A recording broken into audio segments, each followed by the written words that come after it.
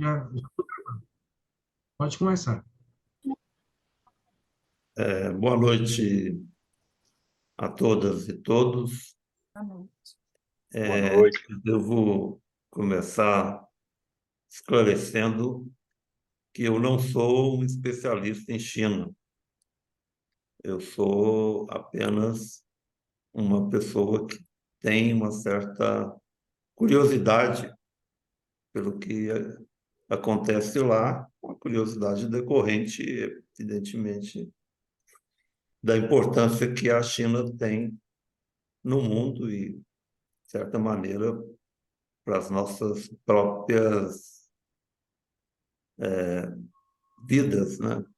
Mesmo aqui no Brasil, a importância que ela adquiriu nos últimos anos. Eu também não tenho um livro sobre a China. Eu tenho um livro que eu organizei sobre a China. Então, eu não sou um especialista e mais, não tenho nenhum texto escrito sobre a China.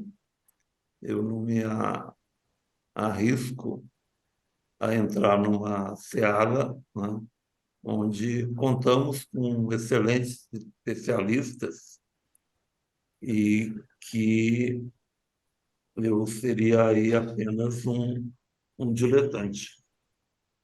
Mas eu aceitei o convite do Tadeu e do Gilberto, porque eu acho que eu posso dizer algo sobre os debates e sobre, em particularmente, sobre esse livro que eu organizei. Esse livro foi publicado em 2021 pela editora Autêntica.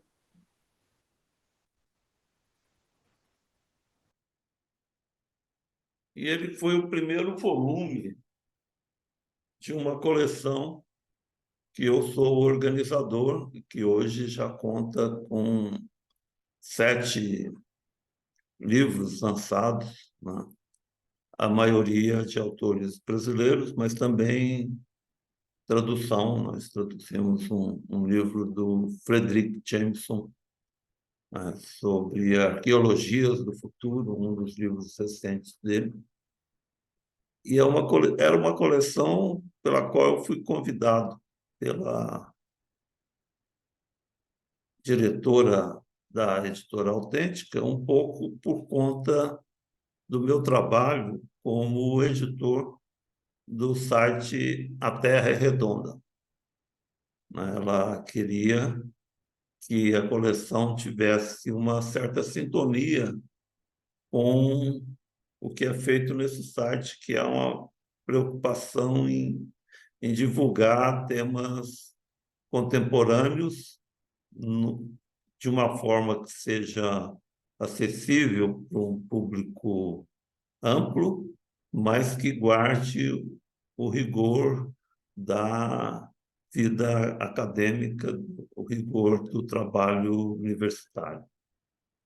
Então, nesse sentido, ela me pediu para encomendar livros acerca de temas que fossem assim de um interesse amplo. E foi o que eu comecei a pensar. E um dos primeiros temas que me veio à mente e que, né, redundou nesse volume foi exatamente a China, mais precisamente aquilo que nós chamamos de o enigma chinês, né?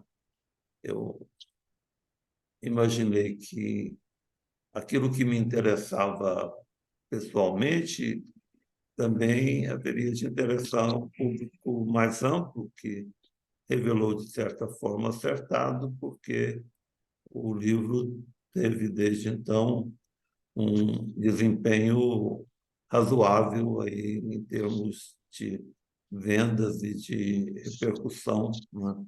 Tendo sido resenhado em vários jornais e sites, e até gerou uma polêmica na qual eu respondi a uma resenha feita por um expoente da extrema-direita na Folha de São Paulo. Não sei por quê, mas a Folha escolheu para ser resenhista uma pessoa que tinha sido editor da Veja na época da Operação Lava Jato e que, no momento, é editor do site O Antagonista e da revista Cruzoé. Mas, então, tu esclarece um pouco, né, o porquê desse livro. Então, meu procedimento para a sua organização foi convidar 7 pessoas, né? Um escreveu em parceria com o outro, então são 6 artigos, e o livro chama, né, China Contemporânea, 6 interpretações. São pessoas que escreveram sobre aspectos distintos da sociedade chinesa, que vão desde a economia, a geopolítica, a vida política, a vida cultural e até um artigo sobre a questão do meio ambiente na China. Essas pessoas foram escolhidas por já terem publicado, se serem pesquisadores sobre a China, e também por um critério que eu achei bastante relevante naquele momento, que era o fato de terem feito pesquisas em loco na China. Então, não são pesquisadores que escreveram de segunda mão, né, mas são pessoas que passaram temporadas lá, seja por motivos acadêmicos ou políticos, em que puderam conviver, né, e ter uma experiência, uma vivência do cotidiano da vida chinesa, que é o que, né, obviamente, de certa forma, nos interessa muito, já que nós, é claro, temos muitas informações, né? Não há dia que os jornais não tragam matérias sobre a China, sobre questões econômicas, geopolíticas, né? Mas nós temos aí, digamos, uma visão quase que padronizada sobre esses pontos, né? Embora, em certa medida, não deixe de ser também polêmica, né? Essa situação ela é uma que tem se repetido, ela tem uma certa persistência, né? De tal modo que hoje, né, eu editei no site A Terra é Redonda mais um artigo sobre a China. Nós temos lá no site na página inicial, né, um ícone sobre temas, né, e um dos temas que mais geraram artigos no site é exatamente China, né? E esse artigo saiu no site da revista da New Left Review, né? Recentemente, foi traduzida pelo meu colega aqui da USP, o professor Eleutério Prado, né? E ele discute, né, as versões recentes sobre um certo declínio, provável declínio da economia chinesa. E é interessante que ele abre com uma frase descrevendo o declínio do Splitt, né? E depois ele diz, essa frase não foi, esse parágrafo aí não se refere aos acontecimentos recentes, mas sim a 2013. Ou seja, né, é persistente, né, como eu estou enfatizando, né, essa questão sobre o que está acontecendo na China verdadeiramente, né? Então, a tese do autor desse artigo, né, de que essas versões recentes sobre uma crise na China, né, ela e, e mais especificamente sobre uma crise imobiliária, ela tende a uma narrativa mais ampla, que ele concentra em torno dos interesses do mercado financeiro. As agências do mercado financeiro, mais precisamente os agentes, né, encarregados em vender seus portfólios, né, constroem narrativas que justificam a oferta de determinados produtos, a substituição por outras, e, nesse sentido, ele vê aí uma contaminação, né, que explicaria esse alarme, né, que ele julga descabido. O rapaz é um, um francês que fez um pós-doutorado na Sorbonne e que, no momento, está fazendo também um intercâmbio de pós-doutorado na China, Universidade Chinesa. Então, ele coloca aí um elemento novo nessas descrições, né? Porque nós já, de certa forma, estamos acostumados, quando lemos uma notícia sobre a China, olhar com o pé atrás e falarmos, bom, mas isso aí foi escrito num jornal inglês, um jornal norte-americano, né? Isso aí cheira uma certa adesão ao discurso que é feito pelo Departamento de Estado norte-americano. Isso parece com o que diz o Joe Biden, né? Isso parece com o que dizia o Boris Johnson e etc., né? Então, há uma multiplicidade, né, de posições sobre a China, né, que vão desde, né, uma apologia, né, de que também nos intriga, né, e gera um certo ceticismo da nossa parte, né, de que a China está num caminho, né,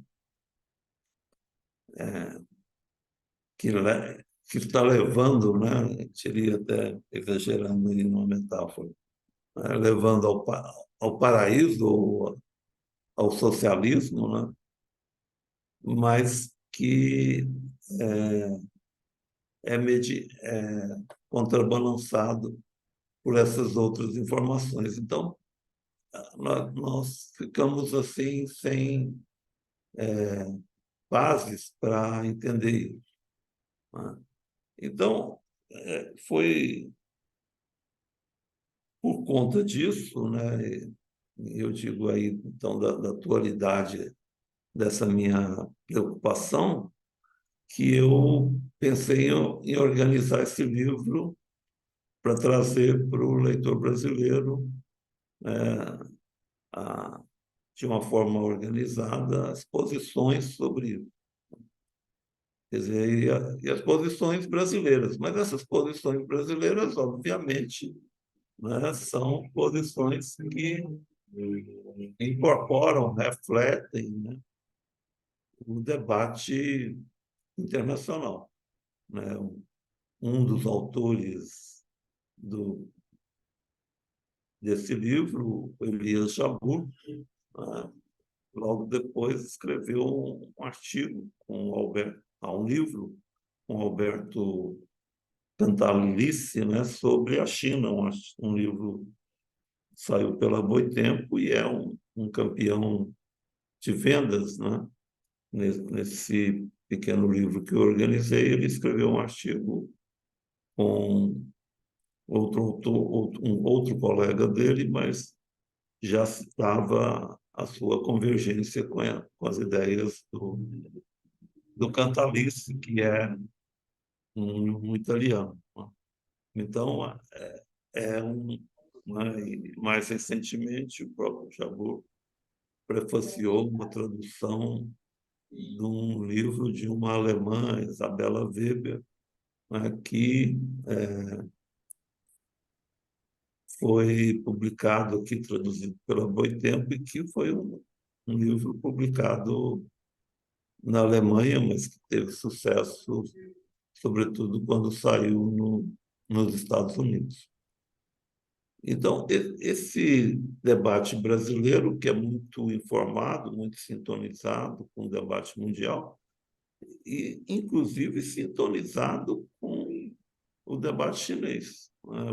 Um artigo do livro, né, foi escrito pelo conhecido, né, militante socialista Vladimir Pomar.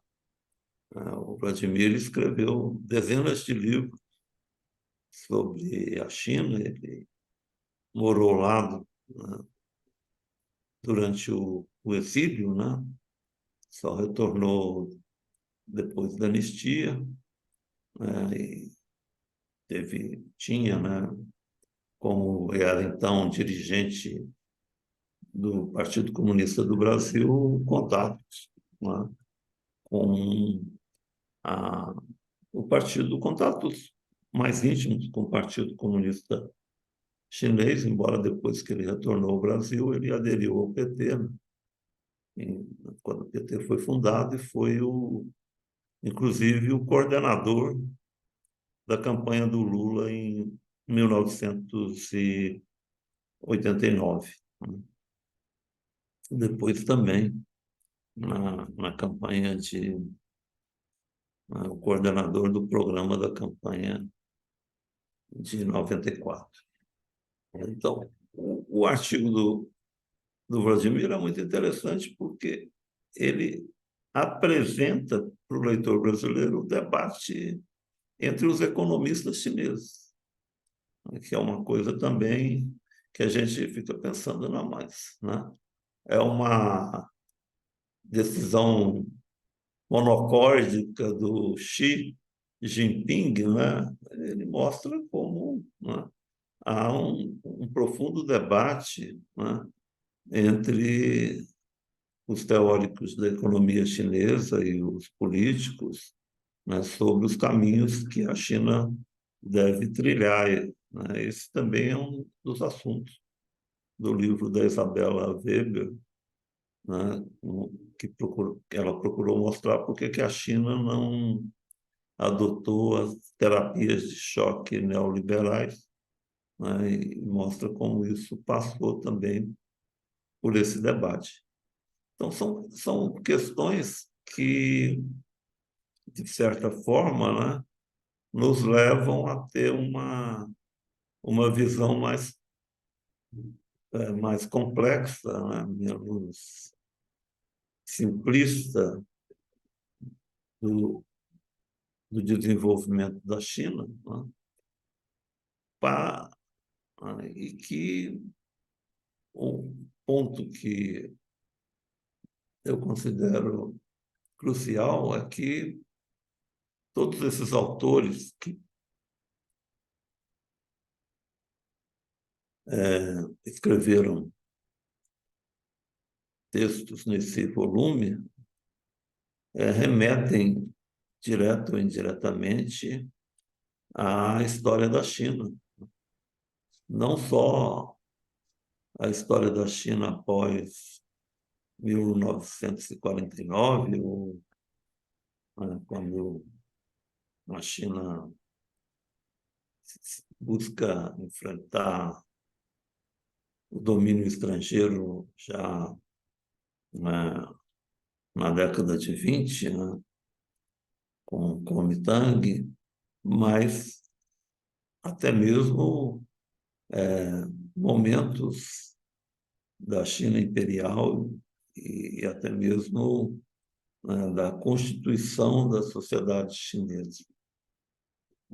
Então, aí, né, se traz também não só as formas de organização social, econômica, política, aquilo que, né, os autores marxistas ainda usam o conceito desenvolvido pelo Marx, é claro que aprofundado com pesquisas que o Marx não teve acesso, né?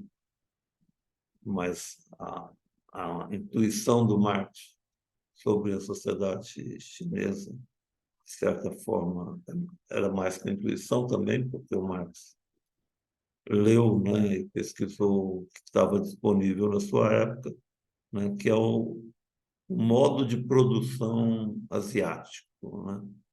Inclusive o Elias Jabbour, né, parte disso para salientar a importância né, não dos modos de produção, mas né, da versão que os franceses fizeram ainda do modo de produção, retomando um termo que é também do próprio Marx, lá nos Grundrisse, que é a formação econômico-social.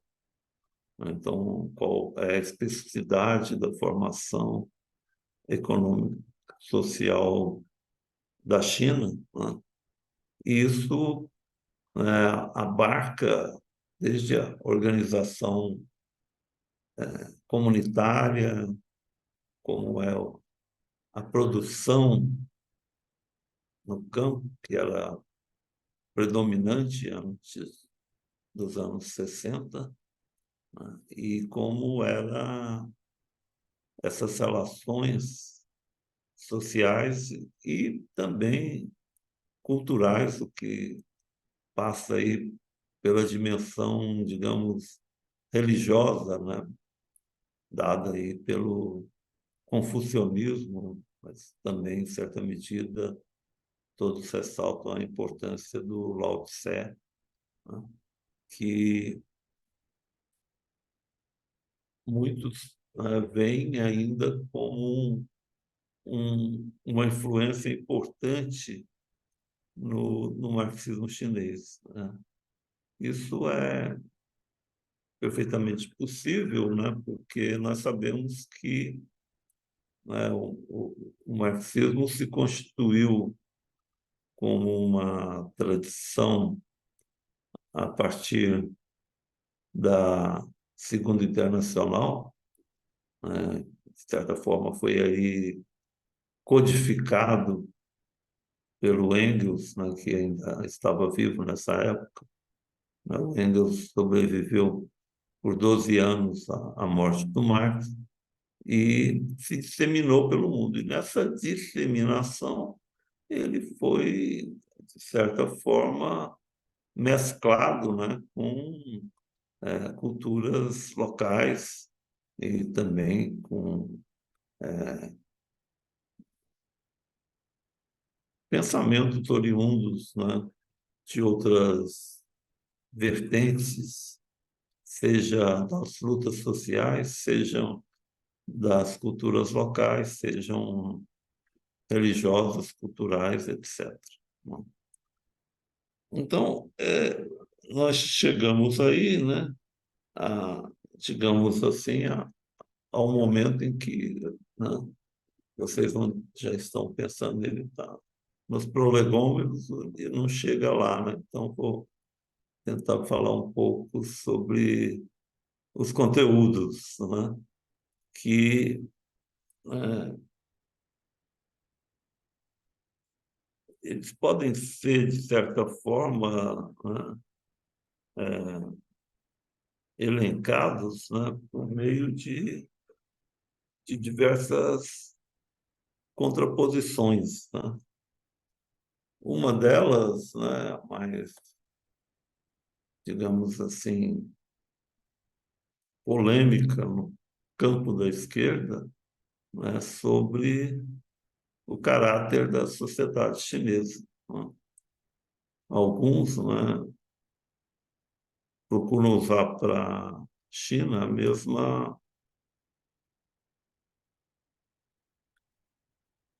o mesmo termo que se utilizava em relação à União Soviética, né, que é o, né, capitalismo de Estado, né, um termo que se consagrou aí nos últimos anos de declínio da União Soviética, né, sobretudo a partir da crítica, né, feita não só né, por trotskistas como o Mandel, mas também por autores franceses, né, como o grupo Socialismo e Barbárie, do Castoriadis e do Lafort, etc. E também do termo adotado pelo Merleau-Ponty. Mas a questão, então, é, né,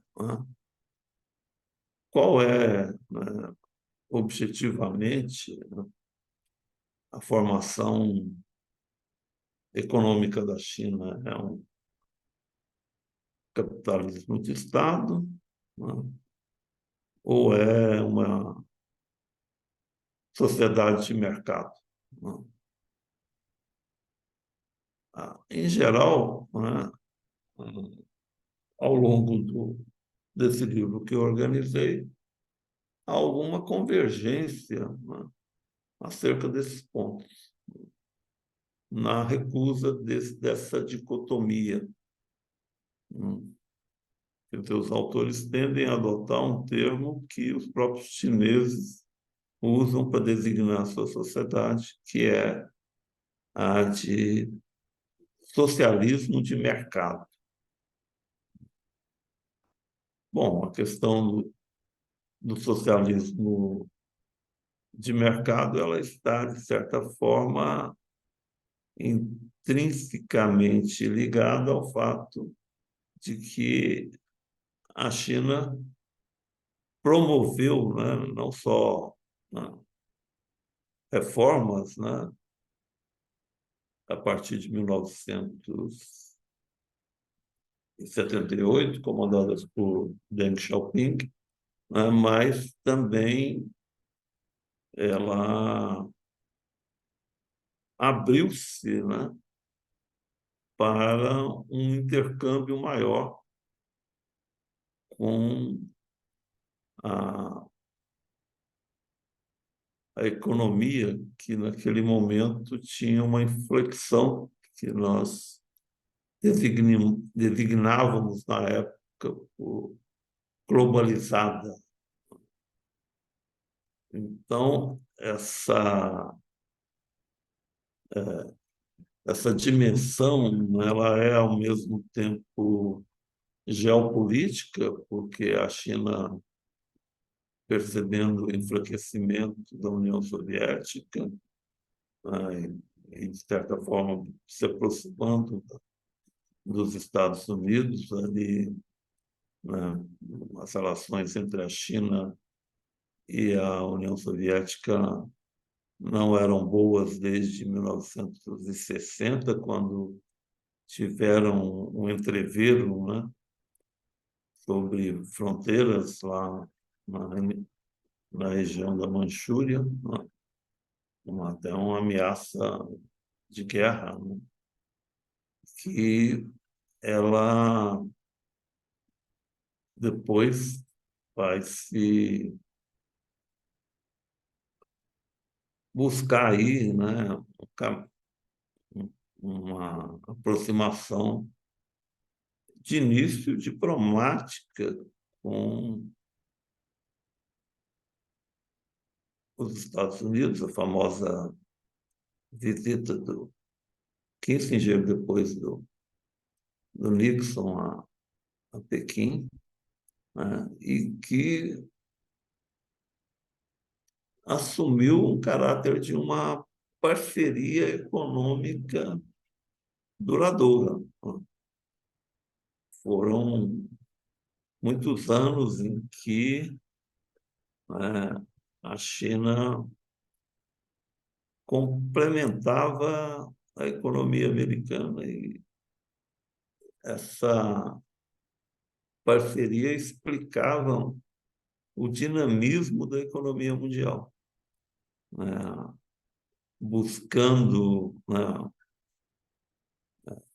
resolver os problemas da taxa de lucro declinante. As empresas norte-americanas se transferiram para o território chinês, onde tiveram, né, não só generosas isenções de impostos, apoios de toda forma, mas também puderam contar com uma mão de obra que tinha preços, né, uma força de trabalho preparada, né, relativamente à educação na China era, né, universalizada, digamos assim, até segundo grau, e tinha né, muitos trabalhadores, né, engenheiros e outros profissionais de nível superior em abundância, que eram remunerados, né, por valores muito aquém, né, do que se pagava nos Estados Unidos ou mesmo em países como o México, o Brasil, a América Latina, etc. Então, houve uma transferência de tal forma que a China se tornou a manufatura do mundo. Mas também, né, houve aí um um investimento direto, né, que economistas chamam de IED, né, 35 maciço. minutos, professor. Se o senhor precisar de mais algum tempo, sem problemas. Não, eu estou fechando. Houve um interesse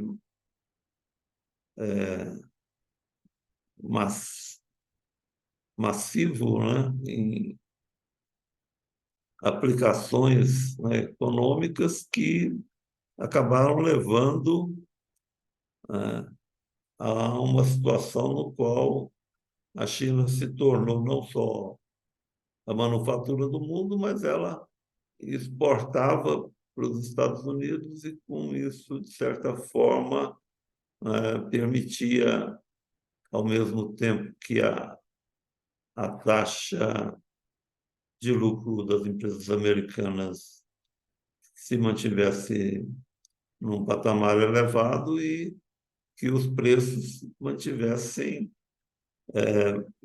relativamente estável, né, evitando os riscos de uma inflação.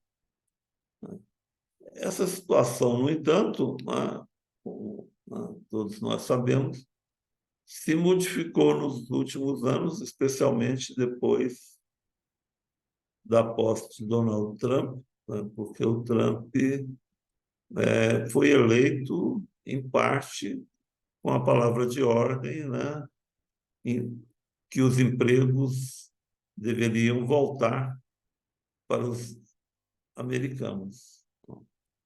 E, e procurou, né, mais na retórica que na prática, mas, de certa forma, conseguiu gradualmente, né, de, de certa forma, desmontar essa parceria, né, criando, então, uma rivalidade. Mas essa rivalidade, né, ela já era prevista, né, num dos artigos do livro, né, o Bruno Render lembra que, né, pela teoria do Giovanni Arrighi, né, quando uma potência começa a entrar numa fase de declínio, uma outra ascende, né, há uma espécie de transferência de hegemonia, e o Bruno, né, faz umas comparações com muitos gráficos e muitas tabelas, um artigo muito interessante para mostrar que não há propriamente uma transferência de hegemonia, mas sim uma situação de rivalidade, né? Então, essa rivalidade ela não é só fruto da decisão política do Trump, né? Tanto que ela continuou com Joe Biden, né? Mas ela é também um sintoma do próprio desenvolvimento do capitalismo, do desenvolvimento histórico do capitalismo. Bom, então agora eu estou aí à disposição para as observações de vocês. Obrigado, professor, pela contribuição, pelas informações que você trouxe, que vai ajudar muito a gente a formular um bom entendimento sobre essa sociedade tão fascinante que é a China. Nós temos aqui o primeiro inscrito, que é o Alberto Cioni, que é lá de cima do ponto de vista de quem está aqui em Brasília, de Roraima. É com você, Alberto. Bom, primeiro eu queria parabenizar o professor. Eu li o livro que ele organizou, é muito interessante, seja do ponto de vista contemporâneo também do ponto de vista histórico.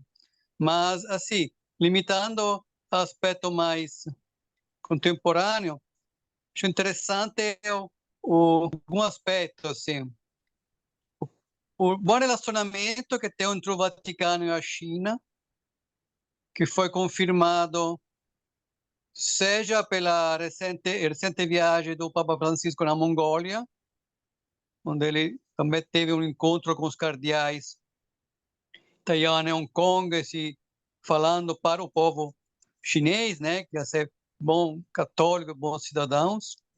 E mais recentemente a viagem do cardeal Zuppi para tentar resolver a crise de a guerra, né, entre a Ucrânia e a Rússia. Evidentemente a China tem um papel fundamental, né, porque a Rússia integra o BRICS, enfim.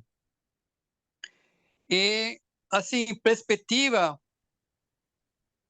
colocaria três coisas. Uma, vi uma entrevista com o Domenico De Masi, aquele sociólogo italiano que faleceu há pouco.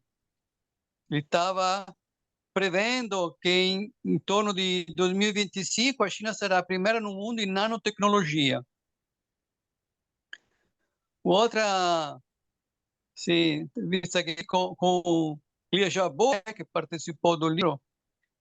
Ele estava dizendo que eles estão pensando em tornar agricultável o deserto do Gobi, né? Para tentar ser mais autônomo do ponto de vista alimentar. E depois tem a corrida no espaço, que vou para mim até o final da década, os chineses vão chegar na Lua. E, finalizando mesmo, o bom relacionamento que tem agora entre a China e o Brasil, né? Eu queria frisar só a visita do secretário do Partido Comunista Chinês aqui no Brasil, se encontrou com o dirigente do PT, mas também com o presidente Lula. Só.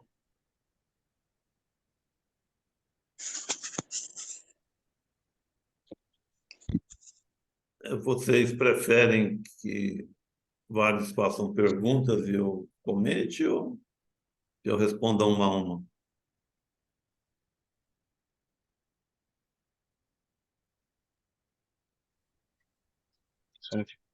Augusto, só um segundinho. Deixa eu só atender aqui uma ligação rapidinho. Seu microfone está Professor, fechado, Gilberto. professor, como o senhor preferir. Ah, desculpe, como o senhor preferir, professor, que meu microfone estava fechado. Não, Caso então feliz. vou falar rapidinho sobre Tudo bem. essas questões, né? Em relação ao Vaticano, né? Eu acho que a política da China, né, sobre religiões, né, não mudou muito, né? Parece que há agora, né, uma política menos punitiva, digamos assim, do que, obviamente, na época do Mao, né? Mas, de certa forma, né, o, o cristianismo, né, é uma religião marginal, né? Porque mesmo antes o que predominava, né, era, digamos, o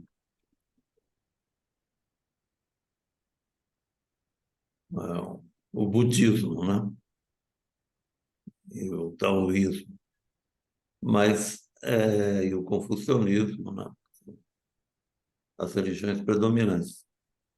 Mas a versão, né, que teve força na China foi o protestantismo, né, porque o império né, que subjugou, né, que transformou a China em colônia no século XIX, desde a Guerra do Coexas, né, foi a Inglaterra, né? Então, né, o Vaticano nunca teve muitos problemas com a China, mas agora, né, há aí uma certa convergência, digamos, né, por conta da política da China de buscar, né, um certo entendimento, né, que é uma política que tem muito a ver, né, com os novos caminhos do Vaticano desde a ascensão do Papa Francisco. Isso, né, passa, né, isso é um dos temas que nós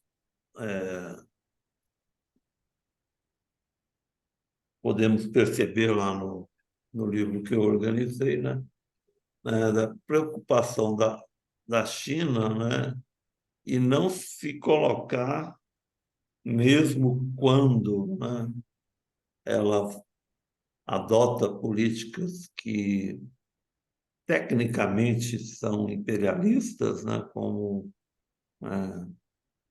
investimentos diretos, né, a transferência de tecnologia, de mão de obra, de empresas, né, para outros países, né, há um processo amplo aí, não só na América Latina, mas sobretudo na África. Nessas situações, mesmo nessas situações, nessa famoso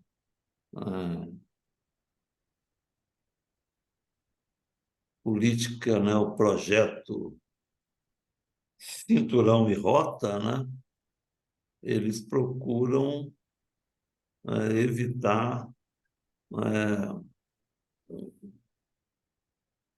o modelo do colonialismo europeu, né? Em parte, né, porque eles foram vítimas desse colonialismo, né, e sabem bem o que isso significa, mas isso não quer dizer muito, né, porque alguns países também mimetizam, né, o que passaram, mas principalmente como uma forma de se contrapor ao modelo de angariar apoios, né? E isso, né, tem a ver um pouco, né, e não é por acaso que o presidente Lula, né, esteve recentemente, né, em Cuba, né, no encontro do grupo de 77 mais China, né? Não é por acaso que a China, de certa forma, aderiu a esse grupo aí, sem participar formalmente, né? Porque é uma economia industrializada, aos interesses daquilo que nós chamamos de política do Sul global. E essa defesa do Sul global é uma das políticas, né, que o Papa, de certa forma, traz para o primeiro plano, né, precisamente, né, pelo fato de que ele volta a girar a igreja no sentido da fraternidade. E, nesse sentido, né, busca reduzir as desigualdades, né, e essas desigualdades, né, passam, de certa forma, pela, pelo histórico, né, que constituiu o capitalismo, né, entre um centro hegemônico no norte e periferias no sul global. Obrigado, professor. O próximo inscrito é o Tadeu, depois Carlos Leitão, Guilherme Delgado e Pisolado. Tem aqui também uma participação no chat do Jorge Almeida, salvo engano, lá da Bahia, que manda um abraço para o senhor. Pode, o próximo agora está. Jorge é um especialista em China É, e eu esqueci de mencionar aqui, mas eu aprendi muito com ele sobre a China. Ele publicou muitos artigos no site A Terra é Redonda e recentemente me convidou para prefaciar um livro seu. Então, eu reli esses artigos e há ali um grupo enorme que ele escreveu em parceria com o Renildo Calheiros, né? Que é uma outra visão, né, sobre a China, distinta da do livro, né? Mas que conflui em alguns pontos, em outros não, né? Eles são mais críticos ao desenvolvimento chinês que autores como Jabur, por exemplo. o Jabu é um entusiasta, né? Exatamente. Tadeu, Vocês estão me ouvindo? perfeitamente, embaixador. Ah, porque hoje, hoje foi um dia de desastres tecnológicos.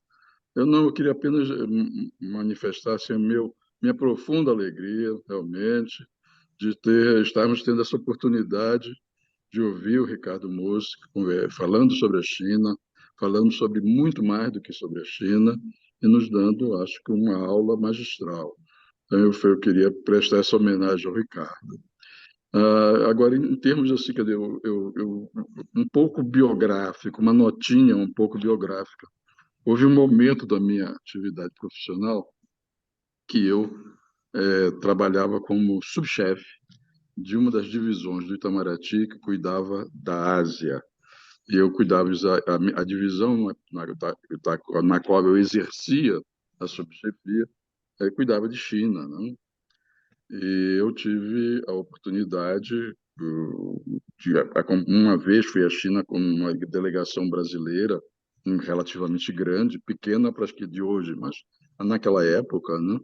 A gente está falando que isso aí, início dos anos 80, era por volta de 84, talvez. Mas aí eu fui à China, o embaixador Sérgio Rouanet, né? Era o chefe do departamento da Ásia, e eu acompanhei essa delegação, e fomos a vários locais na China. Houve um momento que eu voltei para Pequim, mas a delegação continuou para conhecer a zona especial, a zona econômica especial de Shenzhen, que estava sendo construída.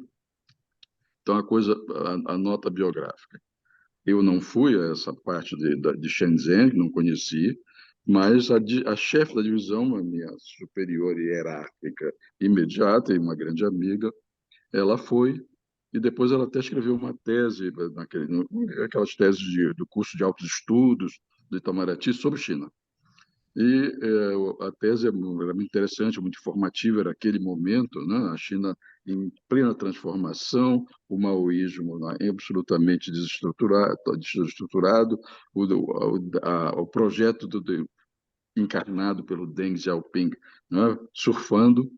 E essa minha amiga disse, e inclusive ela escreveu uma nota na tese dela, em que ela disse que nós, os diplomatas brasileiros, a delegação brasileira, chegou a Shenzhen e ela disse para mim depois, Tadeu, é uma coisa imensa, imensa, imensa.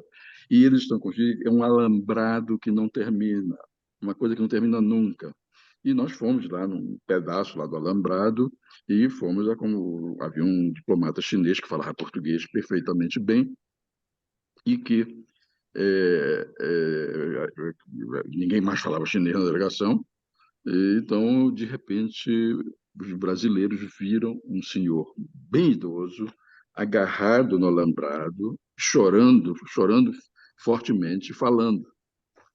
E então essa minha amiga perguntou para um diplomata chinês por que que ele está chorando, o que é que ele está dizendo. E o diplomata chinês, que eles traduziam tudo com a maior fidelidade, né? E o diplomata dizendo, ele está chorando e está dizendo, foi para isso que nós fizemos a longa marcha? Então, eu nunca me esqueci dessa história, dessa anedota. Por que que eu estou dizendo isso hoje para vocês, né, e para o Ricardo? É que eu acho que esse a China continua sendo um mistério. A China sempre, de certa maneira, sempre foi um mistério para o olhar ocidental, né? Mas agora ela continua sendo um mistério. E eu acho que esse mistério se reflete um pouco, de uma maneira, estou falando de uma maneira muito impressionista, né? Não como um praticante de ciências sociais, coisa que eu não sou, mas a China é um mistério porque esse ponto que você, Ricardo, na sua fala foi mostrando, é que a gente não sabe o que a China é. Você pode ter, e aí você, vamos dizer, dentro do espectro da esquerda, em especial, eu diria da esquerda brasileira, até estou falando de um universo muito amplo, que eu conheço muito mal, mas o pouco que conheço, a impressão que me dá é que tem isso, quer dizer, tem alguns analistas, intérpretes, pesquisadores, cientistas sociais, né, que veem a China como algo esplendoroso. Quer dizer, a China se torna uma grande esperança. E é uma grande esperança porque a China é um socialismo de mercado, categoria socialismo de mercado. Você, Ricardo, mostrou como essa categoria é a categoria com a qual os chineses tendem a pensar a China atual. E eu me lembrei que início dos anos 80, quando eu fui trabalhar no Paraguai, eu conheci um economista, muito bom economista paraguai, formado na Alemanha. E ele dizia que o que havia, né, ele era um social-democrata, era um homem de absoluta oposição na ditadura do Stroessner, no Paraguai, e ele dizia: a Alemanha, a social-democracia alemã, é um socialismo de mercado. E eu sempre achei que socialismo e mercado, aí talvez uma limitação minha, né? Mas eu sempre achei que socialismo e mercado são uns seres dificilmente compatíveis. Quando eles historicamente se tornam compatíveis, alguma coisa muito estranha está ocorrendo e, em geral, no longo prazo, essa coisa estranha que está ocorrendo, ela cai no tempo como formulação autoclassificatória, né? Então, eu acho que hoje, dificilmente na Alemanha de hoje, se acredita que a Alemanha possa estar vivendo um momento de socialismo de mercado. Eu tenho minhas dúvidas se a China é um socialismo de mercado. Eu acho que ela é uma sociedade de mercado, ela é uma sociedade de mercado com uma diferença enorme, que é a diferença que faz, que é o Partido Comunista, e a capacidade isso sim, absolutamente extraordinária, a meu ver, do pouco que eu conheço, a capacidade que eles tiveram de juntar a dinâmica, aquela dinâmica clássica das sociedades capitalistas avançadas, eles saíram de trás, mas hoje são altamente avançados em todos os registros, então eles têm a mesma obsessividade que as sociedades capitalistas têm, que é, no fundo, né, de uma maneira muito simplória, a acumulação, a reprodução ampliada constante, né? Então, eles têm a coisa da reprodução ampliada, nisso eles são muito capitalistas, mas eles têm uma coisa estranha, diferente, que é um capitalismo que tem uma dinâmica, mas que ele não é um capitalismo de capitalistas só, como tende a ser o capitalismo ocidental. Ele é um capitalismo de Estado, sim, que é outra categoria, né, altamente complexa, mas muito crítica, o que me leva a ser um tanto simpático a ela. Socialismo de mercado, não. Capitalismo de Estado é uma possibilidade de ser uma categoria iluminadora, mas, sobretudo, eles conseguiram juntar, eles criaram, digamos, simplificadamente, um hibridismo em que você tem capitalismo, busca obsessiva pela reprodução ampliada, desenvolvimento espetacular e controle de quem? Bom, da população em geral, porque todo Estado controla a população em geral. Senão, desde que existe Estado, é assim, parece. Mas é o controle dos grandes empresários capitalistas chineses. O grande empresário capitalista chinês, ele não tem nenhum átimo do poder que tem os grandes empresários capitalistas em todas as outras sociedades ou formações sociais, socioeconômicas, capitalistas do mundo atual. Então, essa coisa nova que me parece ser a China, para mim, digamos, ela cria mais questões do que eu consigo dar resposta. Para mim, a China continua sendo uma, uma, um mistério, uma entidade misteriosa.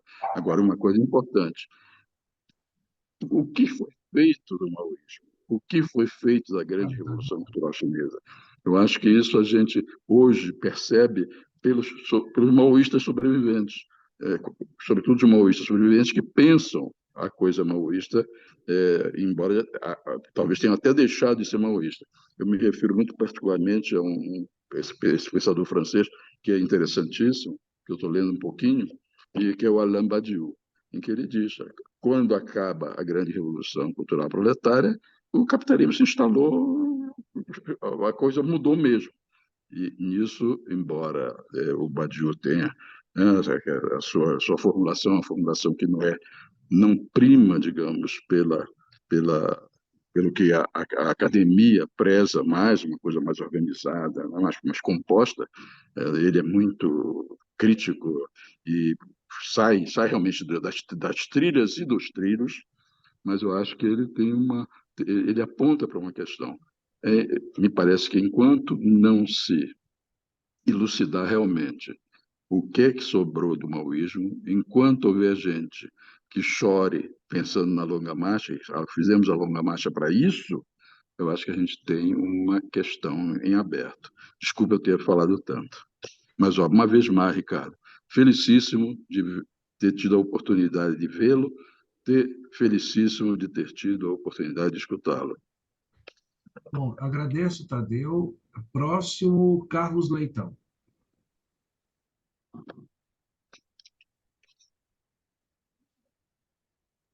Carlos Leitão? Carlos Leitão, por favor. Depois eu só liguei o microfone, foi apagado em seguida. Está ouvindo agora? Pronto, está vendo agora com certeza. Bem, normalmente, exemplo do Tadeu, minha experiência com a China também tem algumas notas biográficas, né? A começar pelo fato que eu sou 3 meses mais velho que a República antes da conquista do poder. E aí vem, né? Como naquela fase da vida que acompanhava muito a questão do esporte e tal, né? Naquela época áurea, né? Uma época áurea do esporte brasileiro, né? Que foi quando o Brasil foi campeão mundial de futebol, aí vem Marista Bueno e Éder e tal.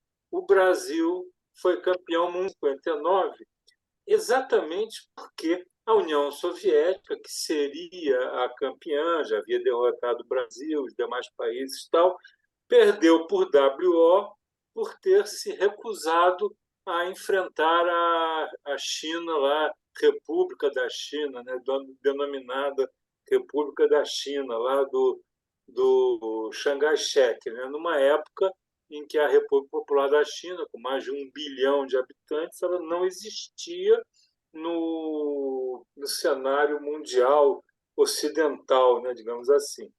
Até que em 1964, se não me engano, a França, com de Gaulle, né, estabeleceu relações com a China, quer dizer, reconheceu a República da China como a China, né, estabeleceu relações, e aí as coisas também foram acontecendo e tal, né, houve aqui esse conflito de fronteiriço, né, acho que, se não me engano, foi em 1969, exatamente, né, em que a China teria levado uma surra da União Soviética, né, nas escaramuças militares que houve, né, e isso teria forçado, inclusive, a China a se aproximar dos Estados Unidos, né, com a tal da diplomacia do ping-pong.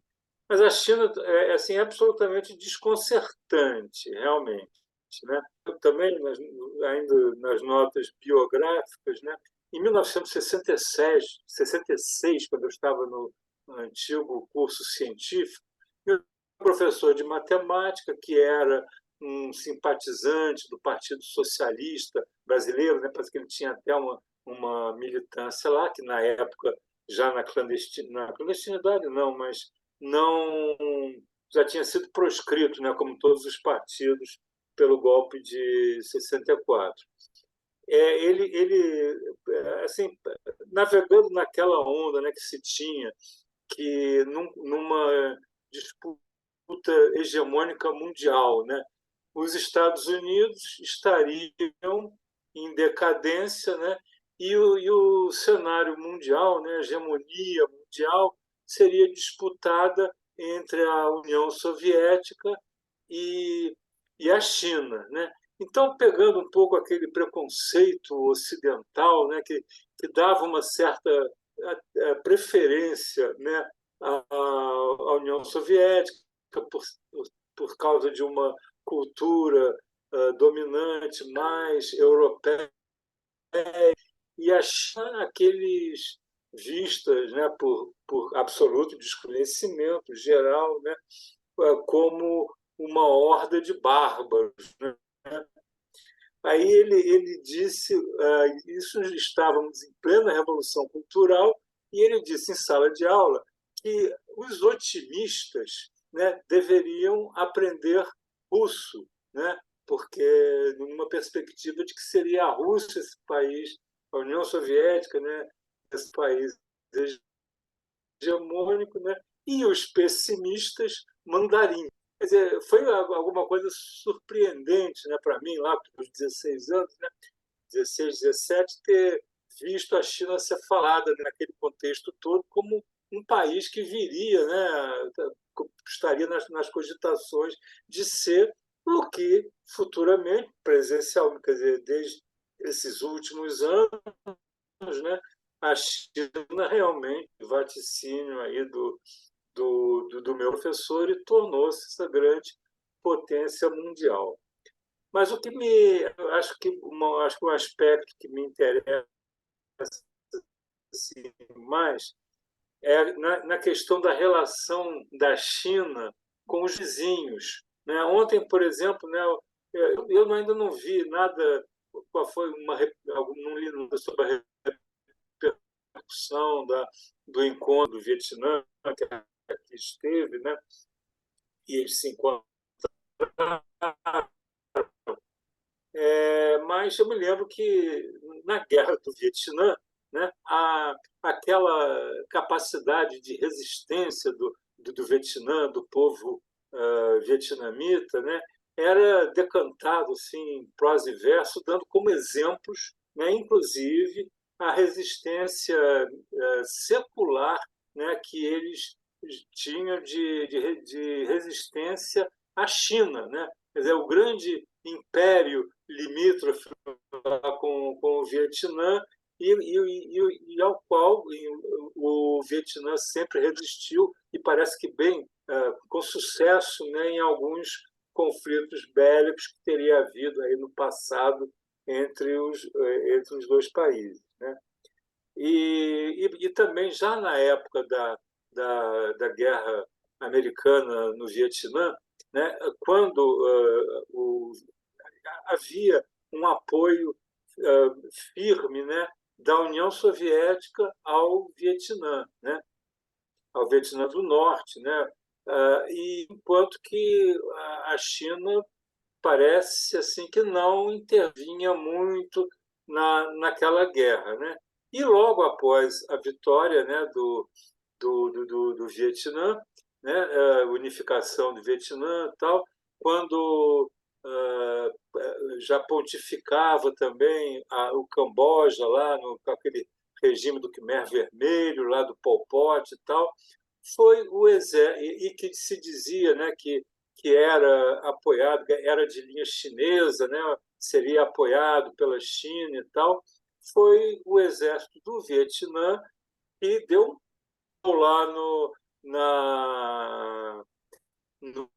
Camboja, né, e acabou com, pelo que eu me lembro, foi o Vietnã que militarmente derrotou lá o governo lá do Khmer Vermelho, né? E recentemente também eu li alguma coisa nesses conflitos aí, Mar da China, né, que é uma região assim que estratégica, né, para o enfrentamento, né, que os Estados Unidos fazem à China, né, mas dentro de uma visão militarista mesmo, né, de criar um incômodo, né, à China. O Vietnã estaria assim mais próximo, né, politicamente aos Estados Unidos nesse conflito, né, do que a própria do que em relação à China. Então é essa questão aí das relações de vizinhança lá que acho que eu tenho um interesse maior em, em, em tratar. Obrigado. Obrigado. Agora vamos devolver a palavra para o professor Ricardo. Nós tivemos a intervenção do Tadeu, do Carlos Leitão, e depois a gente volta com o Guilherme Delgado Pisolato. Pode ser assim? Pode ser, professor? Ótimo, mas eu não tenho a acrescentar, não. Eu ouvi aqui e aprendi com os dois, né? Eu acho que podemos seguir em frente. Guilherme Delgado, contigo.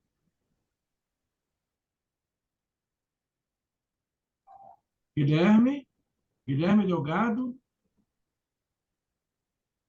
Sim. Tô falando, tô sendo ouvido? Sim, sim. Sim, Alô? Sim, nós estamos ouvindo você, Guilherme. Estou sendo ouvido? Sim, Bom, sim. então, eu aprendi muito com todas as falas e vou ser um pouco mais sintético, porque eu tenho um interesse específico na relação da China com o Brasil. Todo esse boom econômico que caracterizou dos anos 90 ao presente a ascensão da China tem uma projeção no Brasil. Então, essa projeção tem um lado quantitativo, que é muito destacado, mas tem também um lado qualitativo, que tem uma diferença. Do lado quantitativo, a China trouxe para o Brasil uma inserção brasileira no comércio internacional de forma gigantesca. Só para a gente dar uma ideia de números, as exportações totais brasileiras na década dos 90, no período aí do FHC, do Plano Real, etc., se situavam na faixa dos 50 bilhões de dólares. Após ou a partir do boom importador chinês e exportador brasileiro, especializado na produção de commodities agrícolas e minerais, essa pauta comercial brasileira aumentou gigantescamente, de forma que de 50 bilhões de dólares de exportações que nós tínhamos, em média, nos anos 90, nós passamos para algo em torno de 300 bilhões. Do ponto de vista quantitativo, é o comércio exterior com a China o grande fator explicativo, o modificador. Do ponto de vista qualitativo, o Brasil sofre uma regressão do ponto de vista de economia externa e interna industrializada e passa a primarizar seu comércio externo. Então, a expansão chinesa ela tem, para nós, uma correspondência com a, digamos assim, exacerbação do poder conservador no campo agrário e no campo da produção de matérias-primas minerais. E consequências, do ponto de vista ecológico, desagregadoras de forma crescente. Não vou botar a culpa na China. Eu simplesmente estou dizendo, o Brasil se insere nessa nova divisão internacional do comércio, que a China catapulta como grande provedor de commodities agrícolas e minerais. E a China é o país que absorve esse conjunto de importações, transforma em manufaturas e, aparentemente, recebe a parte do leão no processo do comércio internacional. Então, é essa situação, essa relação nova Brasil-China, que existia nos anos 90 e que era absolutamente marginal nos anos 80, 70, e mudou quantitativamente e mudou qualitativamente. E essa análise, muitas vezes, as pessoas têm dificuldade de incorporar. Eu coloco essa questão para um pouco, se, de certa forma, ela tiver pertinência, como é que se projeta para frente novas relações internacionais Brasil-China que não sejam tão dependentes como essas que eu acabei de descrever. Obrigado. Obrigado, Guilherme. O próximo é Pizzolato e depois o Gilberto. Olha, primeiro agradecer ao professor Ricardo por ter trazido um pouco desse histórico do enigma chinês, né, que o Vladimir, inclusive, publicou há quase 2 décadas, né, alguns livros para mostrar que a China não foi uma linha horizontal, né, teve alguns movimentos. Mas a minha pergunta é bem pontual. A primeira é que comparativo, que paralelo você pode fazer entre a visita do Jango, em 62, e a visita do Lula, agora? Que ato existe nisso? E a outra coisa é, qual é a da China, a nível de política externa, de geopolítica, com relação ao sul global? Essa ida, inclusive, a Havana, eles querem ser um pouco do irmão mais velho, eles querem aglutinar.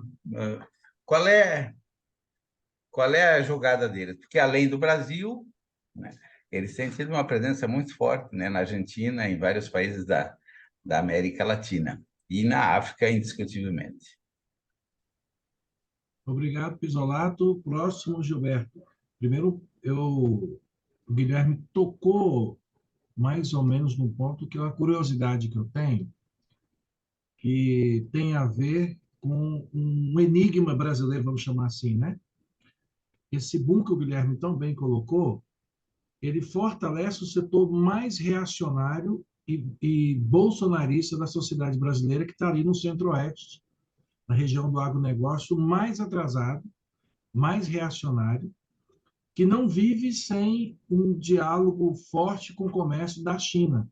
Assim, é um dilema, né, que você tem o agronegócio mais reacionário brasileiro, está no centro-oeste ali, na nova fronteira agrícola, sudoeste de Goiás, Mato Grosso do Sul, e trechos da Amazônia ali, Rondônia e por aí, e que vive totalmente dependente da China, é totalmente anticomunista e não vive sem o comércio com a China, e que ganha o dinheiro para ir para Miami, é o enigma brasileiro. Agora, entrando no debate que o Pisolato colocou, muito interessante, dessa visita do Jango, no ano que vem serão 50 anos do restabelecimento das relações diplomáticas Brasil-China.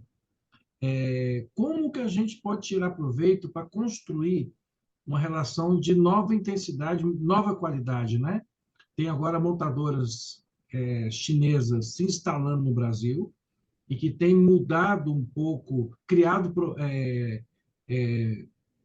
provocado nas outras montadoras questionamentos, né? Como é que eles conseguem produzir carros de última geração mais barato do que os carros que são produzidos no Brasil?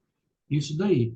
Agora, professor, o Elias já esteve conosco aqui, mas não falando sobre China, né? Ele fala que a tese dele é que lá não é um socialismo, é uma sociedade orientada para o socialismo. Ali eu vejo o Allende ali com o Pisolato. O Allende quis construir o socialismo por vias democráticas no Chile em 4 anos. A China fez uma revolução, já se vão 70 anos, e nós não sabemos ainda que modelo de sociedade está se construindo na China. O senhor poderia, assim, nos ajudar a intuir, assim, que modelo é esse? Com a palavra, professor Ricardo. Bom, várias perguntas. Então, vou começar pelo Guilherme, né? Que ele lembrou aí do papel que o Brasil passa a desempenhar, né, com as exportações de commodities, né? De certa forma, né, a entrada da China no circuito industrial e comercial mundial levou àquilo que nós chamamos de uma nova divisão intelectual do trabalho. Desculpa, intelectual não. Uma nova divisão internacional do trabalho, né? Na qual, né, há umas cristalizações, né, que os países aproveitaram ali o seu momento para desenvolver suas potencialidades. A China, como eu disse, se tornou uma espécie de manufatura do mundo, né? E exportou produtos, né, para o mundo todo, e nesse momento ainda, né, é um grande exportador de produtos industrializados para o Brasil, né? Nós temos aí nas nossas lojas cheias de made in China, né? Agora até mesmo em coisas, em produtos tecnológicos mais avançados, como celulares, redes de internet e automóveis, né? Não é só a fabricação de roupas, como era no primeiro momento, né? E o Brasil, né, assumiu aí um lugar que não era o que esperávamos, né? Porque o Brasil se preparou, né, desde Getúlio Vargas, nos anos 50, né, depois com a criação da Petrobras, com Volta Redonda. No pós-guerra, em geral, o Brasil se preparou para fazer a planta industrial, né, da segunda revolução. E completou em 74, né, com o segundo PND, né, de certa forma, né, e o que aconteceu? Quando o Brasil completou a segunda revolução industrial, veio a revolução, a terceira revolução industrial da microtecnologia, né, dos chips, dos computadores, e o Brasil não conseguiu acompanhar. Teve aí problemas políticos na transição da sociedade democrática, mas mesmo a sociedade democrática não conseguiu acompanhar, e esse processo de desindustrialização não é recente, né? Ele começou lá, mas não assim porque o Brasil deixou de produzir, né? As indústrias continuaram produzindo, né? O Brasil produz aí, né, alguns produtos né, até mesmo da indústria de bens de produção, né? Mas, né, esses setores de ponta, de vanguarda, ele não conseguiu acompanhar. E isso, né, digamos assim, para sintetizar, né, levou a uma situação na qual o Brasil se tornou um fornecedor de commodities para a China, né, de minerais para a produção industrial chinesa e também para a construção, né, chinesa, essas cidades enormes que foram erigidas, né, de minério de ferro para suas superferrovias, né, e de produtos agrícolas, né, porque o que a China fez, né, ela era autossuficiente em alimentação, mas ela levou 500 milhões de camponeses para as cidades, né? Então, aí passou a ter uma carência de produtos alimentares que o Brasil, de certa forma, contribuiu aí para suprir, né? Quer dizer, e nós temos aí a questão, já continuando aí na questão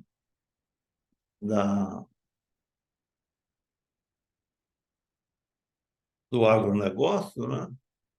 É que esse agronegócio ele não estabelece uma relação direta com a China, como parece à primeira vista, né? Você vê os dados, as tabelas, fala, olha, né, o Brasil exportou tantas toneladas para a China, né, né, e a Tereza Cristina, que era ministra, fazia essa apologia e toda, né? Mas há um mediador aí muito importante, né, nessa exportação, né? Que o comércio mundial de commodities é controlado, quase 70% dele é controlado por 5 empresas, né? A Cargill, a Bunge, né? Várias outras empresas aí, alemãs, holandesas, americanas, né? É que controlam. E elas são um elemento essencial para essa expansão, né? Primeiro, a Embrapa permitiu, né, fazendo a correção do solo, permitiu a produção em áreas que eram consideradas pouco férteis, como o Cerrado. Mas depois, essa expansão toda é feita por essas empresas, que elas suprem, de certa forma, o papel do Estado. Quer dizer, o Banco do Brasil ainda dá o crédito, mas essas empresas fazem mais, elas distribuem insumo, né? Elas distribuem as sementes, elas até mesmo pagam o aluguel da terra, antecipam dinheiro para o produtor, né? Então, é um sistema no qual o produtor o produtor de soja ele é quase como o produtor de leite, né? Aquele que nós sabemos que vende o leite ali, que depois vai para os laticínios, né? E numa cadeia que não é desenvolvida. E esse é um problema, porque isso é que impede, né, que o Brasil desenvolva uma indústria de transformação a partir do seu poderio agrícola, né? Quer dizer, o poderio agrícola que o Brasil tem, né? Quer dizer, o Brasil poderia exportar óleo de soja para a China, mas ele exporta soja, né? Ele podia exportar, né, trilhos, né? Mas ele exporta minério de ferro, né? E por aí vai, né? Então, esse é um problema, né, que já foi identificado, não é é de difícil solução política, né? Mas tecnicamente não, né? Então, e aí há outra coisa que são as relações, né, do Brasil, as relações internacionais do Brasil com a China, né, na qual o Brasil, de certa forma, procura ter uma boa relação com a China, sobretudo agora, para se desvencilhar um pouco, né, da subordinação que sempre teve historicamente na época do regime militar e que voltou a ter durante o governo anterior, né, do inominável aí, o inelegível, mas que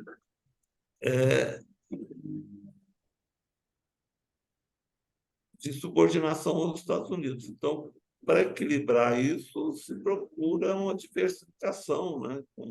Né?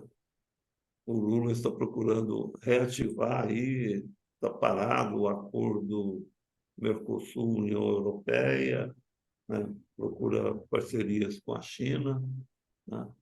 E aí vem a questão, né, que o Pisolato chamou atenção, né, para o papel da China nesse grupo aí do 77, né? Mas ele mesmo, né, já deu um termo de comparação interessante, né?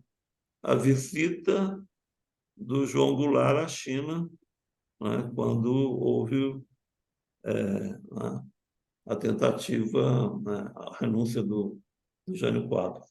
Essa visita do João Goulart à China não foi assim, porque o João Goulart era comunista, que aliás não era, né?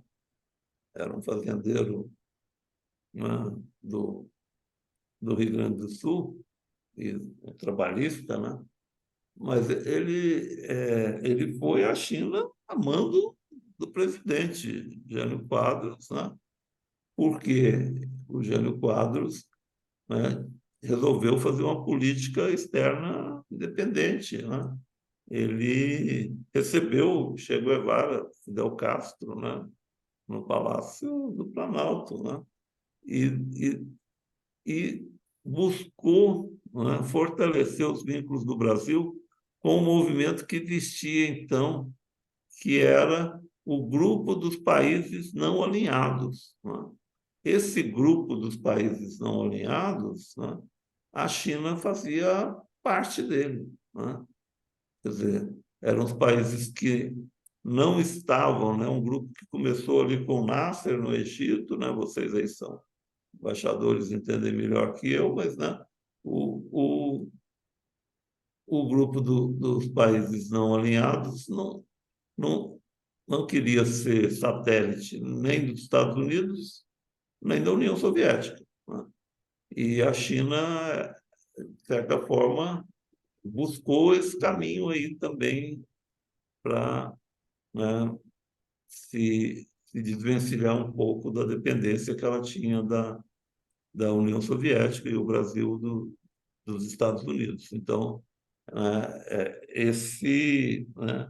de certa forma, era o quadro da época, mas hoje, né, a situação é distinta, porque a China tem realmente um papel de liderança, né, não só econômica, como uma superpotência, mas de uma liderança diplomática em termos de geopolítica. A geopolítica do mundo hoje passa pela China, né?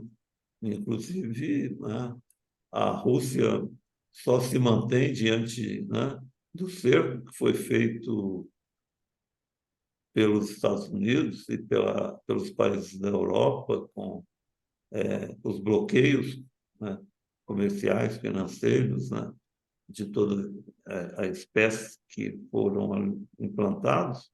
A Rússia só se mantém por conta, né, desse apoio que ela tem implícito aí da China, que procura ao mesmo tempo, né, um papel equidistante, mas aberto para todos os lados, né? Então, a China é hoje, né, o grande player, né, da geopolítica internacional, né? E o Brasil, que quer ter um papel destacado aí, procura ter boas relações com a China e, quando possível, jogar junto. Obrigado por essa contribuição nessa rodada, professor. Próximo agora, irmã Sueli Bellato. O Glauco tinha levantado o braço, depois abaixou. Eu não sei, Glauco, você mantém a inscrição? Não, Tadeu, obrigado. Minha dúvida já foi sanada aí. Ah, tudo bem, então. Próximo, a Sueli.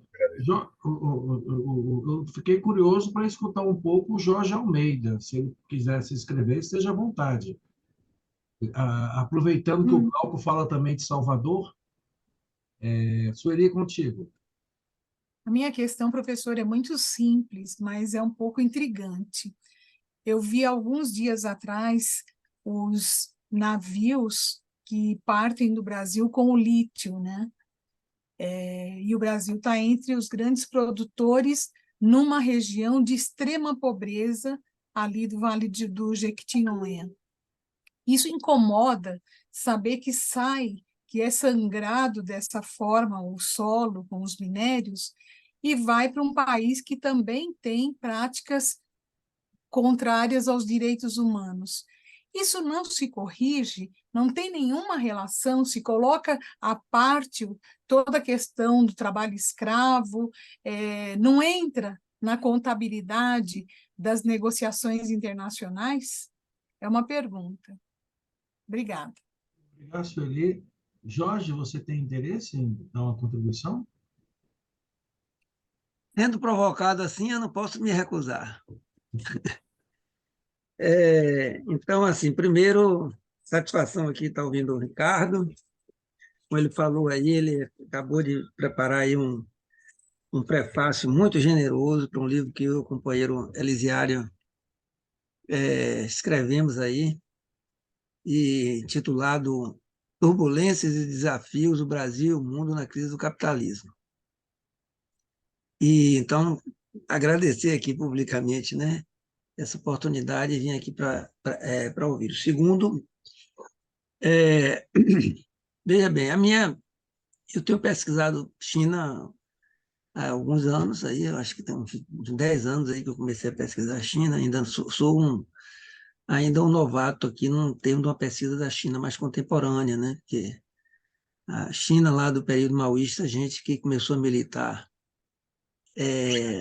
no comecinho da década de 70, a gente estudou muito a China naquela época, né? Que era a China de Mao, que era o maoísmo, todo aquele debate que a gente teve presente, inclusive na relação às posições que a China tinha em relação à União Soviética. Ricardo lembrou aí a concepção da União Soviética como um capitalismo de Estado, que era a posição oficial do Partido Comunista Chinês em relação à União Soviética, né? Que na época que Mao Tse-tung era a principal liderança do partido, eles consideravam a China um capitalismo de Estado, uma burocracia chinesa com uma espécie de burguesia de Estado, e a posição da União Soviética em relação ao mundo na época de um social imperialismo, inclusive em relação à própria China. Daí o conflito, né, militar que chegaram a ter de fronteira, né? Até um certo momento houve digamos assim, um apoio da União Soviética ao processo chinês, mas buscando uma intervenção muito grande, uma interferência muito grande do processo próprio da China, e os chineses não aceitaram isso, acabou indo progressivamente num processo de atrito e depois de uma ruptura entre ambos. Depois, lembrar assim, que a China, depois da conquista do poder político, antes e depois da conquista do poder político, o Partido Comunista Chinês sempre teve correntes diferentes, né? E, grosso modo, tinha duas linhas, né? Essa linha, que era Mao Tse-tung, era a principal liderança, que, vamos dizer assim, era mais à esquerda na média do partido, ela prevaleceu até a morte de Mao Tse-tung, mas nunca de uma maneira tão, a meu ver, tão unificada, tão centralizada do que hoje, com a liderança de Xi Jinping. Tanto que a ala oposta à perspectiva defendida por Mao Tse-tung, que foi levada a cabo com a Revolução Cultural, era aquela encabeçada pelo Liu Shaoqi e o Deng Xiaoping. Então, esses dirigentes, na época do período chamado de maoísta, eles foram afastados da direção, mas continuaram no partido. O máximo vamos dizer assim, de uma posição punitiva que teve em relação a esse grupo foi a do próprio Liu Shaoqi, que ficou em prisão domiciliar. Portanto, era um comportamento bem diferente do que foi a prática do stalinismo na União Soviética em relação às posições divergentes, digamos assim. E tanto é assim que depois da morte de Mao Tse-tung voltou.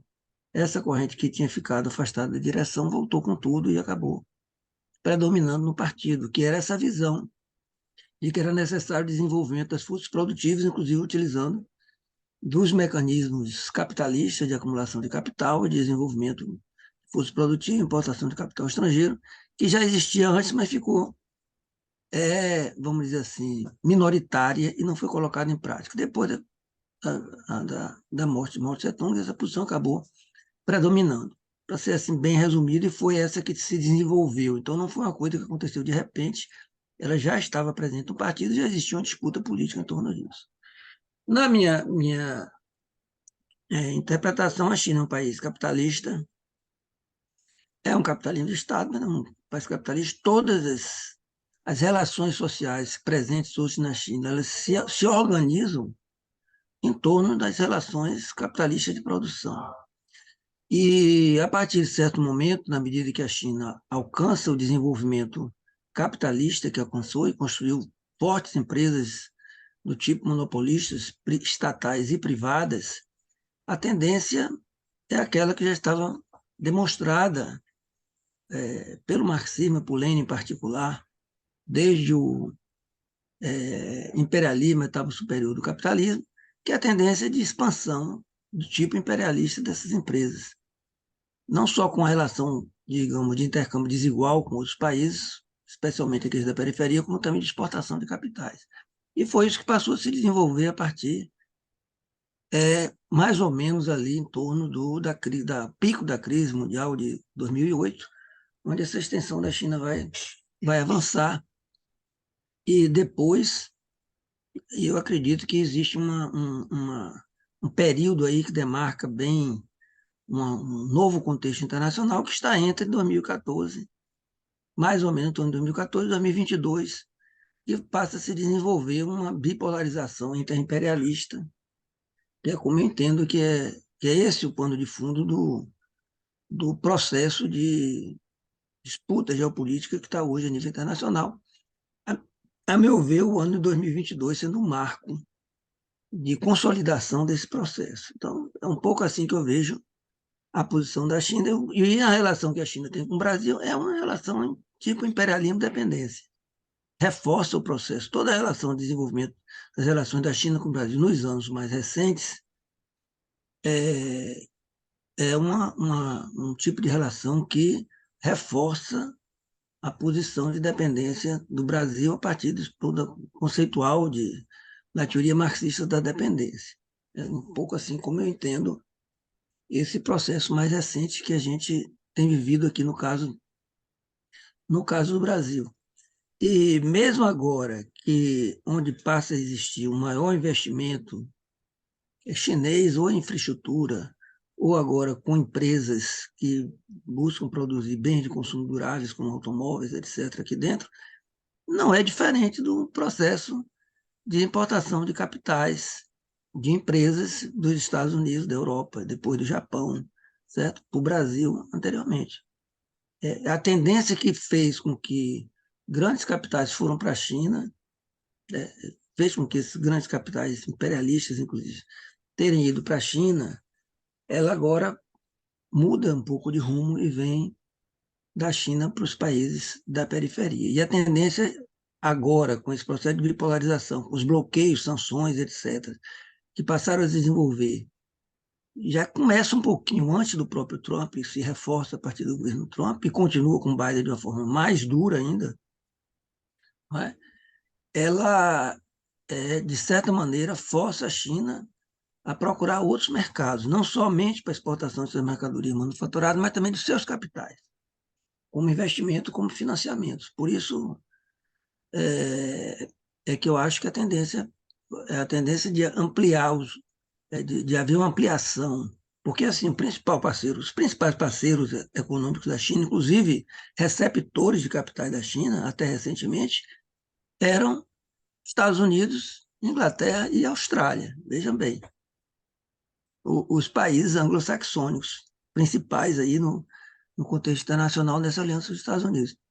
Em 2021, o país do mundo que recebeu o maior investimento de capitais da China foi o Brasil, no 2021 de Bolsonaro. Durante o governo de Bolsonaro, progressivamente, ano a ano, aumentaram as importações e exportações Brasil e China, tanto a importação como a exportação, com todo o discurso ideológico que foi feito. E o ano 2021, o Brasil foi o maior receptor de capitais investidos, né? Investimentos diretos. Então, o que mostra que esse tipo de relação, essa tendência, ela independe, no Brasil e em outros países da periferia, independe da linha político-ideológica de quem está governando. É evidente que está claro que você pegar os números, há um crescimento grande a partir do governo Lula, mas já havia uma tendência menor ainda durante o segundo mandato de FHC, se consolida com Lula, e é uma tendência que não se quebra. E a ampliação dessas relações significa uma ampliação da influência da China no Brasil em todos os setores sociais. Eu acho que ainda faltam pesquisas mais abrangentes sobre essa relação China-Brasil, mas a China tem uma presença cada vez maior, não só nas relações comerciais, junto às classes, às frações hegemônicas da classe dominante. Por que que aconteceu isso? Você vê que tem um exemplo que eu acho assim, bem simbólico disso tudo, é a questão da Huawei. A Huawei, que é a principal fornecedora de 5G no mundo, é um setor super monopolizado. Só tem 3 empresas no mundo, que é a Huawei, a Ericsson e a Nokia, né? A China oferecia o melhor serviço com preços melhores. Os Estados Unidos baniram a China, forçaram a Inglaterra a banir a China, o Japão e a Austrália a banirem a China. Jogaram pesadíssimo contra o Brasil, para o Brasil banir a Huawei, no governo Bolsonaro. O governo Bolsonaro, aquele com o discurso anti-China todo. Trump fez uma pressão enorme para o Brasil banir. Biden, a mesma coisa, esteve aqui no Brasil nas vésperas do anúncio dos editais da Anatel sobre a questão da internet 5G, e veio aqui o chefe da CIA, Departamento de Estado, representante, tudo para pressionar isso, e no final, bastava Bolsonaro fazer uma portaria e inventar qualquer argumento para banir a Huawei, como os outros banidos, do tipo, vai criar um problema para a segurança nacional. É uma questão qualquer extramercado. Mas ele não fez isso. Nem Bolsonaro fez, nem o Tribunal de Contas, nem a Anatel, nem o Heleno lá na segurança, né? Como é que chama aquele secretaria de tal, que eu me esqueci o nome aqui agora. Qualquer um deles podia tomar isso. Não tomou. Não tomaram. E a Huawei continua sendo a principal fornecedora de internet 5G. O que explica isso é justamente o aprofundamento das relações econômicas da China, porque a classe dominante no Brasil, as frações principais, todas foram favoráveis a não banir a Huawei.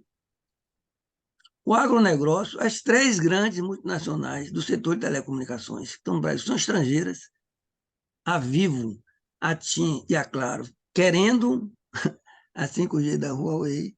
O capital financeiro, todo esse conjunto, que é realmente uma questão complexa, aí,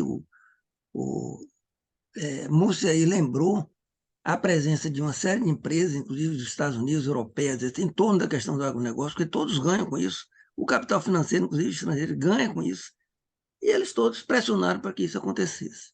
De certa forma, o que eu tenho levantado aí nas coisas que eu tenho produzido mais recentemente, o que tem acontecido assim, a classe dominante brasileira continua dependente como sempre foi, continua subalterna como sempre foi, só que agora eles estão querendo escolher a quem ser subalterno, certo? Então, se é mais vantajoso ser subalterno ao capital chinês, vale. Eles não aceitaram a imposição dos Estados Unidos, é uma coisa, é um fato político, econômico, histórico, né? Que há frações predominantes da burguesia brasileira e o Estado brasileiro resistiram à pressão de Trump, de Biden, da CIA, do Departamento de Estado e companhia, para banir a Huawei, e não baniram a Huawei. Então, acho que isso é importante. E também a própria aceitação. Você vê que durante o governo Bolsonaro, você não encontra um discurso de nenhum chefe militar importante do Brasil contra a China. Nenhum. Ao contrário, o Mourão era um defensor da China. Toda vez que ele abria a boca para falar sobre a China, era favorável às relações com a China, que era o vice de Bolsonaro. Então, é um pouco isso aí. Eu achei o debate muito rico, uma série de questões foram colocadas aí. Eu só queria fazer aqui uma propaganda aqui para você de um livro, de 2 livros sobre a China, que eu acho importante também agregar, para ajudar nesse debate numa perspectiva mais crítica. Um é esse livro organizado por Stema Majerovics e Edmilson Paraná, que é uma coletânea de artigos muito interessante, né? Todos brasileiros e um chinês que está aqui, a China no capitalismo contemporâneo, muito importante. E o outro é do companheiro aqui, colega da UFBA, o Renildo Souza, que pesquisa a China há 20 anos e tem esse livro aqui, Estado e Capital na China. Esse aqui vocês podem achar na internet.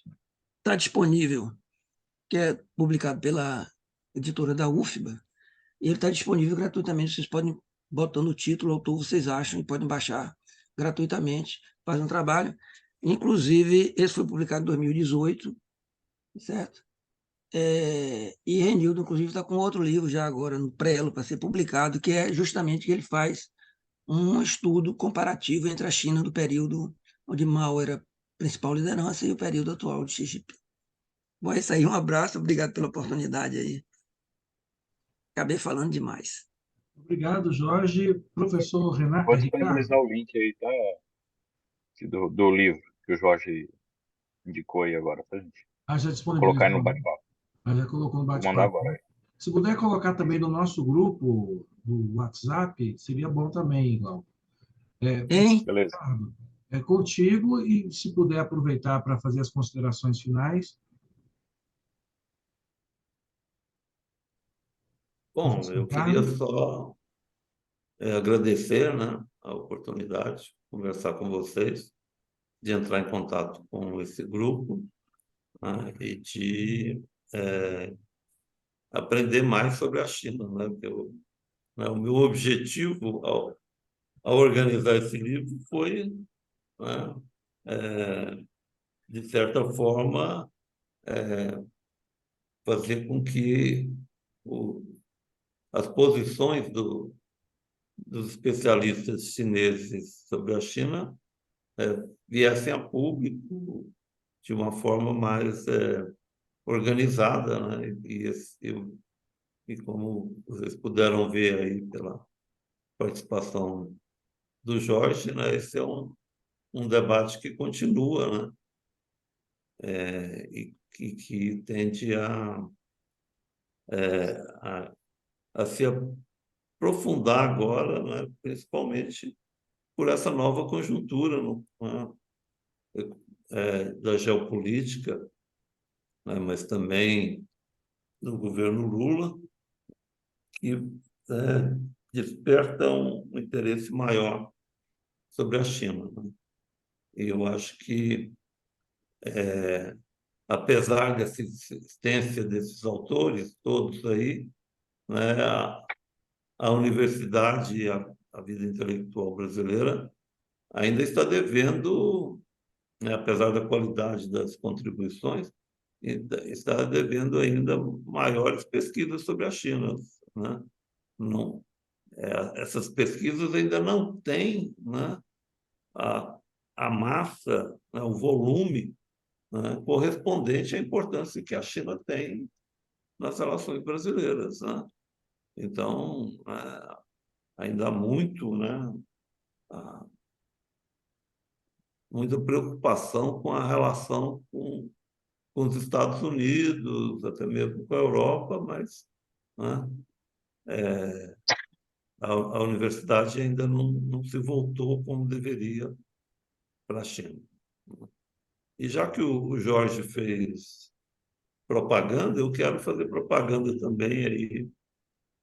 Ele não fez de si, mas eu vou fazer de mim mesmo, do último livro que eu publiquei, que acabou de ser lançado, que chama de lavra própria, né? Chama Trajetórias do Marxismo Europeu, que foi editado pela editora da Unicamp e que foi lançado esse mês, né? Já está, de certa forma, circulando aí nas livrarias e na Amazon e demais, né, no site da editora. Então, quem se interessar pela história do marxismo, né, esse livro é uma espécie de história do marxismo na Europa, né, desde o Engels lá em 1878 até, né, o marxismo ocidental. Ele trata um pouco da primeira, da segunda, da segunda e da terceira internacional, e também do marxismo ocidental. E aí eu concluo agradecendo o convite para participar desse grupo, sobre o qual, né, o Tadeu já me fez referências tão elogiosas que agora foram confirmadas. Muito obrigado. Nós que agradecemos, professor Ricardo. Consuelo, você está por aí ainda ou não? Consuelo? Estou sim. Oi, Professor está me Ricardo, ouvindo? perfeitamente, Consuelo. A Consuelo, semanalmente, com o coração generoso que ela tem, e também atenta e perspicaz, ela faz o agradecimento em nosso nome. Com você, Consuelo. Antes do agradecimento final, eu queria dar um reforço aí no livro de Ricardo Mussi. Posso fazer? Pode sim, Pode. Jorge. Eu não li o livro ainda, mas por coincidência, eu hoje de manhã assisti uma live que ele fez no canal do Breno Altman. Breno Altman, tá certo? Eu assisti a live, achei muito interessante. Vou comprar o livro, viu, Ricardo? Achei muito interessante. Eu acho uma contribuição muito rica aí para esse debate sobre a questão do marxismo europeu, do ponto de vista histórico, e realmente muito interessante. Obrigado, Consuelo. Coloquei os links aí também, viu, gente? Se puder colocar no É, nosso grupo também, Glauco. eu quero começar fazendo um agradecimento ao Carlos Moura, que eu recebi dele o prefácio que ele fez no livro que eu estou lançando futuramente. Muito obrigada, viu, Carlos Moura? Agora, nós, ao final do encontro, sempre o fazemos com uma poesia. Agradeço muito aos palestrantes, né? O professor Ricardo Mussi e também o professor Jorge Almeida, que muito contribuiu no debate. e também aos outros participantes. Dessa vez não foi sobre China o tema, não. Mas o tema, para nós brasileiros, é muito importante. 8 de janeiro. Contundente arrependimento empalideceu a fugacidade do impulso. Marionetes abandonados respondem deprimidas pelas inevitáveis consequências dos vidros estilhaçados, móveis quebrados, obras de arte que desconhecia o valor. Santa ignorância! Onde está o mito? Onde estão os gentis financiadores? Os míopes generais que não enxergaram tantos meses de acampamento? Na cadeia não tem churrasco? Não tem, senhores. Mas tem uma comida melhor que o salário mínimo permite na marmita do trabalhador. Na cadeia não tem ar refrigerado? Não tem, senhores. Foi-lhes prometida estadia em Spa, mas aqui, com certeza, tem limites. Respeito à ordem constituída e à democracia. Muito obrigada, gente. Muito obrigado, Consuelo. Muito obrigado, Ricardo Mussi. Muito obrigado a todos e a todas. E até terça-feira que vem. Um abraço a todos. Obrigado a todos. Consuelo, a Excelente. oportunidade que você faz. Obrigado.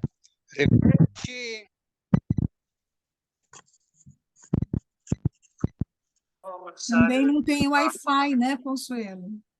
Hein? Também não tem Wi-Fi. Dans son palais, c'est l'éruption.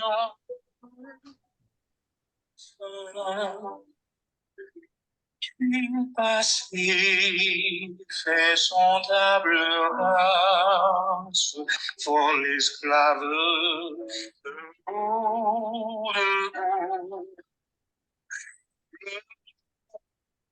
Ne va changer de place, nous ne sommes rien, soyons donc. C'est la nuit finale, aurons-nous demain.